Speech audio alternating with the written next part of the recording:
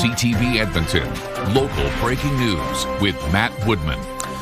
City Council has a plan to chip away at Edmonton's $10 billion maintenance deficit. It's creating a new reserve fund paid for with small tax increases baked into the budget for the foreseeable future. CTV's Jeremy Thompson reports. Whether it's roads, rec centers, or buses, everything the city owns eventually wears out.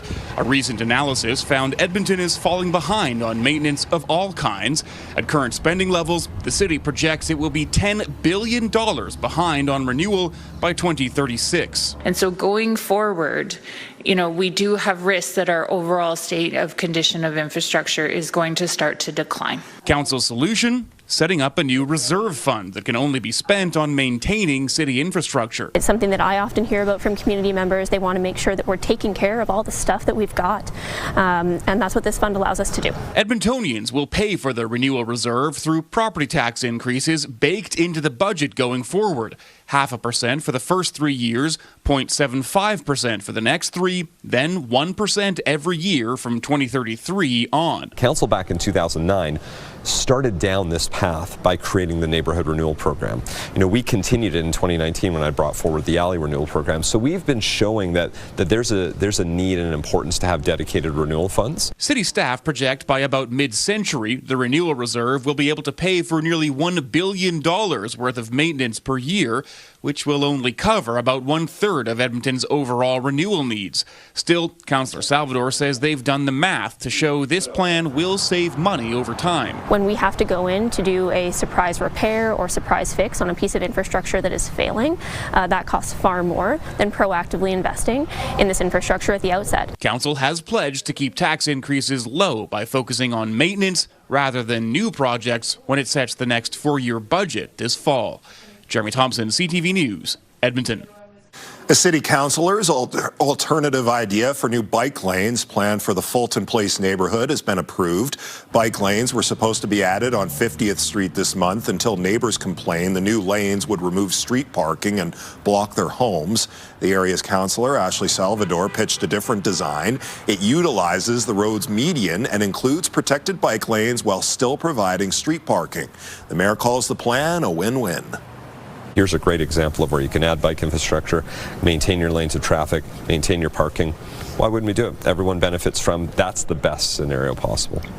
Council voted 9-3 in favor of the new plan put forward by Councillor Salvador. The mayor wants City Council to officially endorse Alberta and Edmonton remaining a part of Canada. NAC put forward a motion titled Edmonton and Alberta are a vital part of Canada. He says he wants to send a clear message from City Hall and ensure Edmontonians who support federation do not become complacent. NAC says no matter what people's feelings are around the referendum, if they support Alberta remaining in the country, they must get out and vote in October. Any conversation about us separating from this country is actually harmful to the vast majority of people that we serve here, and therefore we need to speak up. We need to encourage people to be active in this conversation because at the end of the day, the worst thing that we can do is sort of sit idly back.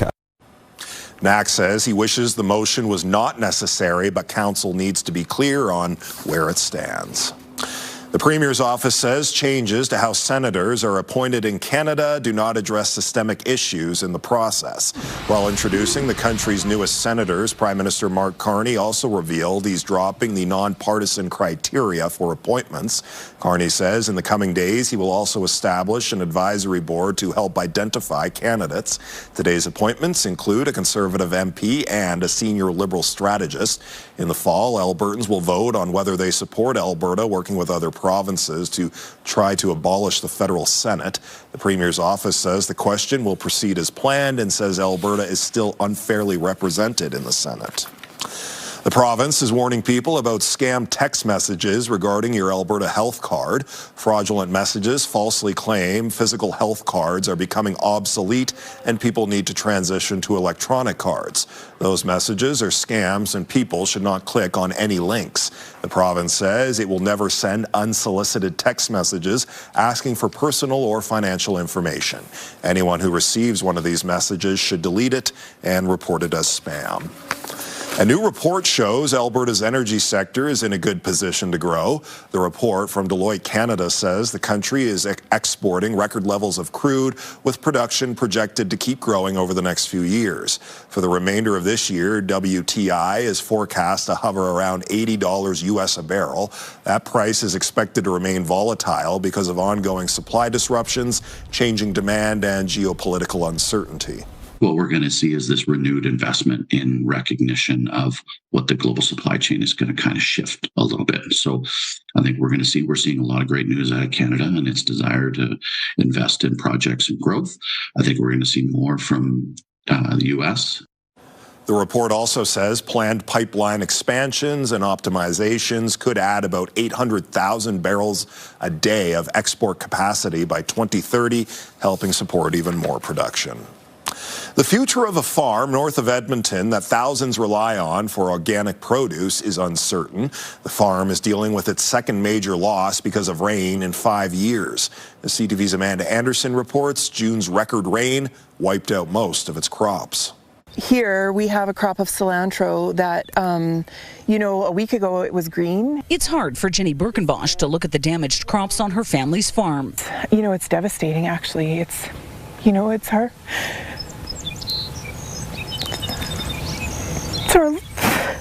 It's our livelihood, and it's our passion project. After flooding wiped out Sundog Organic Farms crops in 2020, they implemented soil systems in an effort to make the farm more resilient to extreme weather, including crop cover. It could hold any sort of extra rainfall like a sponge, and in times of drought, also be resilient because, like a sponge, it could hold moisture longer. This is what the spinach crop looked like around the last week of June. She says they dug trenches and aerated the soil around the farm to help the plants recover. Then the next round of heavy rain hit. Like my husband said, while it was happening, we were just sitting on the couch holding hands. He was like, well, that's the nail in the coffin. The majority of its crops now lost. I know that we're just a small farm, but we grow a lot of food here. We don't realize how much effort it takes to grow food. A crop science professor at the University of Alberta says organic farms face different challenges. Because they can't rely on, synthetic fertilizer, for example. And they usually operate in smaller farms. And if they are growing some horticultural crops, which might be more sensitive to this extra moisture. He'd like to see more financial support for organic farmers and research on how to mitigate weather. But for this farm, thousands in our region turn to for organic produce. It may be too late. I can't clear-headedly answer that question right now because I still think that my husband and I are in a state of fight or flight. They've had to let employees go and started a GoFundMe to help keep the farm afloat for now. But we feel very lifted up by our community. Amanda Anderson, CTV News, Sturgeon County. In St. Albert, the Sturgeon River is higher than usual and inching closer to homes, parks, and businesses along the banks. The pathways along the Sturgeon River are usually packed with walkers and bikers out enjoying the great outdoors. Those trails are currently covered with water, though. The river is nearly 3 meters higher than average. The city of St. Albert is getting assistance from the province, borrowing barricades to stop the river from flooding nearby homes and businesses. This is a tiger dam. This is some equipment that was borrowed from the province for emergency situations such as this. It's basically it's a long tube that's inflated with river water to provide a dam barrier from the river itself. So we're using the river against itself. Water levels are beginning to recede. However, there is more rain in the forecast. Well, the clouds have parted. The city is finally seeing some sunshine after weeks of heavy rain. Many Edmontonians are taking advantage and getting outside. That includes CTV's Miriam Valdez-Carletti, who joins us from the River Valley this evening. So, Miriam, what have people been getting up to? Well, Matt, the warm weather is very welcome, especially for people looking to get active. And it is quite hot, so there's a lot of people looking to spend some time near the water, and that includes whether you're on a bike or in the pool. Now, the pool at Kinsman Park was a splash for dozens of Edmontonians. People lined up this afternoon for their first dip of the summer. The splash pad was a hit as well. And a little closer to the River Valley Adventure Co. says the shop has been busy all day. The shop rents bikes, tandems, and more. The owner says it's welcome business after weeks of heavy rain. We have a huge biking community here around the cafe. A lot of people, a lot of locals that visit, they are generally really excited about the change in the weather. We were happy to see a lot of our regulars back in here. We get a lot of people out of province as well and out of country. River Valley Adventure says each year it's gotten busier and busier.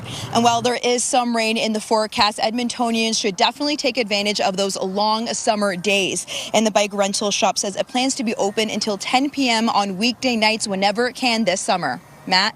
All right, Miriam Valdez-Carletti live for us in the River Valley. Thank you so much.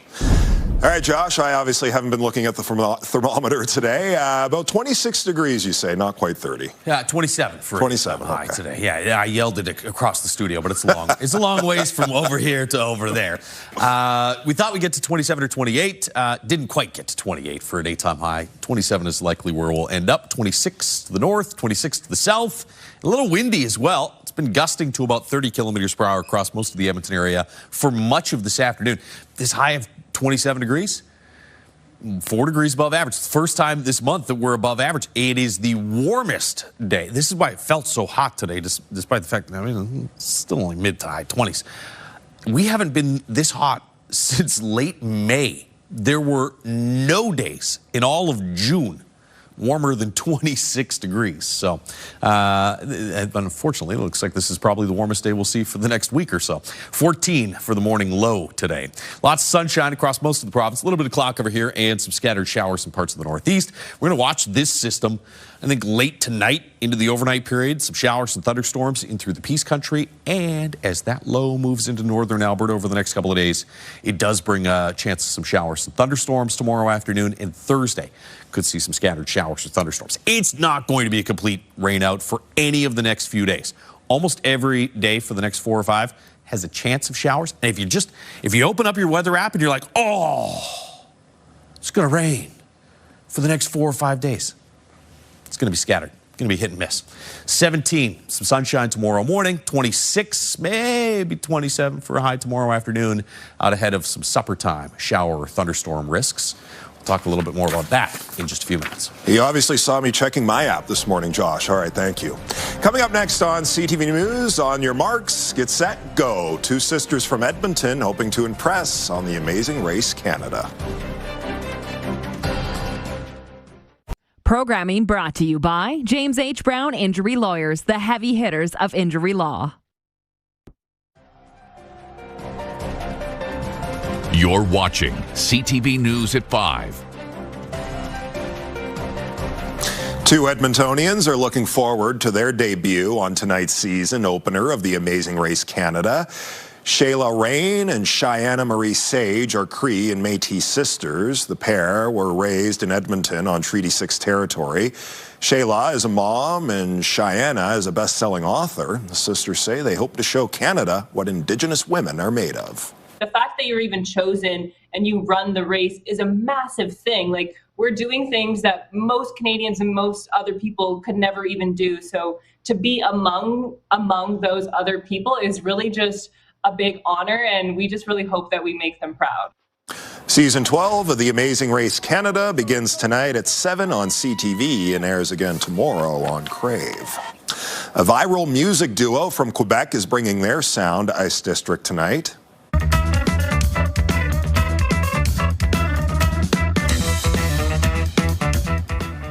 Unique sound and unique costumes. The French duo and Jean de Portrine is performing in Fan Park tonight. They quickly sold out their first show and added a second, which is almost sold out as well. They're known for being anonymous in oversized papier-mâché masks and polka-dotted costumes. The pair gained attention online for blending what's known as math rock with an experimental sound. I've heard a lot of people online or read people online saying it has to do with, a real hunger for real complex human kind of sound and art right now among all the kind of fake music, AI music, over marketed music.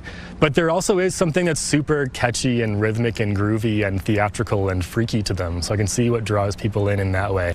The gates open tonight at 6:30. Some tickets are still available for tomorrow night. Still to come tonight on CTV News, playing hooky with the Hawks, why hundreds of employees are skipping work at the ballpark. Programming brought to you by James H. Brown Injury Lawyers, the heavy hitters of injury law.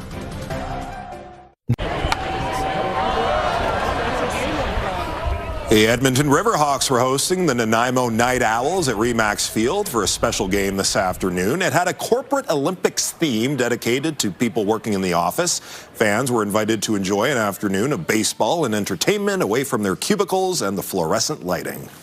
Oh my God, it's the best, like, it's the most fun you can have.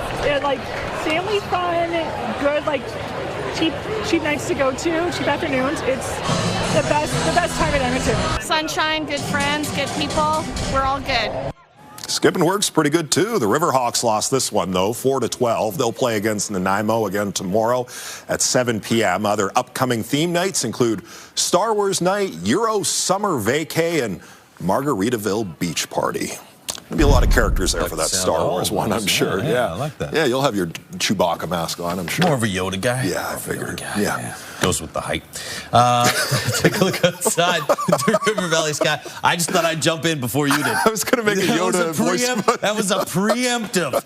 27 degrees right now in Edmonton. That is our daytime high for today. As we said earlier, it's the warmest we've been since late May. Had a couple of 30-degree days in late May. You know, maybe middle of the month we get back into that 30-degree range. 24, 25, Fort McMurray, Cold Lake. It's 26 currently in Grand Prairie. Wind is not bad in Grand Prairie. It's a little stronger here further to the north. Edmonton, we've lost the gusts for now, at least in the city. Outside the city, you're still seeing gusts to about 40. And Red Deer, East Central Alberta, a gusty day today. It'll be another gusty one tomorrow for much of Central Alberta. Gusts to about 40 kilometers per hour. And then potentially on the outskirts of some of these thunderstorms, you could see gusts, 90 to 100 kilometers per hour. Most people are not going to get that, but we'll see what happens with where exactly the storms pop up. Could see a few of those storms tonight in through northwestern Alberta. Even the slight risk of some severe storms through the mid to late evening hours in through the northwest. Things really start to get going, though, with this low pressure system that moves in. You've got some showers and thunderstorms tomorrow afternoon across the north and in northeastern Alberta. I think we'll have to watch for a couple of these storms to potentially turn severe. And then from around Edmonton off to the south and southeast, you'll notice this is not all that widespread. These are going to be really hit and miss isolated thunderstorms, but the possibility is there. Everything's kind of lining up for one or two of those at least to turn severe. Large hail, heavy downpours, and the possibility as well, especially further to the southeast, for one or two of these storms to potentially produce a tornado tomorrow. So we'll have to keep a close eye. Make sure if you're out and about that you have a way to get weather alerts. There will likely be some severe thunderstorm watches and warnings issued before the day is done. Thursday, that low is still kind of hanging out in northern Alberta. That's where most of the steadier rain is going to be. You get a chance of some scattered showers in the morning here in the Edmonton area. Mix of sun and cloud, though, for most of the day. And then again, around supper time, early evening hours, could see a few scattered showers or thunderstorms. 17 degrees tomorrow morning in Edmonton. About 13 for Red Deer, Lloydminster. 13 as well into Fort McMurray. Grand Prairie, 11 degrees in the morning. You're back to about 20 in northwestern Alberta tomorrow afternoon. Mid-20s in northeastern Alberta with that chance of thunderstorms. And then Red Deer, well, the risk of storms starts early evening. 25 for a daytime high in your area. 17 degrees tomorrow morning. Gusts will maybe pick back up in the next hour or two, but then die down overnight tonight. A calm start to the day, but gusts 30 to 40 kilometers per hour. And then on the outer edge of some of those storms, if we see them in the Edmonton area, gusts could get a lot stronger than 40. So keep an eye on that situation. Temperatures should be a little cooler than we saw today, but still in the mid-20s. Hey, head over to ctvedmonton.ca for your chance to win big. It's the Mega Summer 50-50. Supporting the Bear Children's Fund and Kaleo Collective. Just go to ctvedmonton.ca, click on the contest page, and you can find your way to buy tickets and potentially win. Again, as we said, there is a chance of showers or thunderstorms for each of the next 4 or 5 days. It's not going to rain nonstop, though. It's going to be hit and miss. Rain it might. All right, Josh, thank you. That's the best I can do for Yoda. A city councillor says a makeshift road into the Millwoods golf course will remain there until the end of the month. Last month's heavy rainfall caused the Mill Creek Ravine to flow over its banks, covering the original road with water. EPCOR blocked off that road to the golf course, and a makeshift road was built out of rig mats with a new entrance off 50th Street. Councillor Karen Tang says while no structural issues were found, the water remains high. The new road will remain in place until August, at which time it will then be reevaluated. When we return, vintage valuables, an Alberta antique store and all its treasures could be yours for the right price. Whoever buys this place needs to share that passion.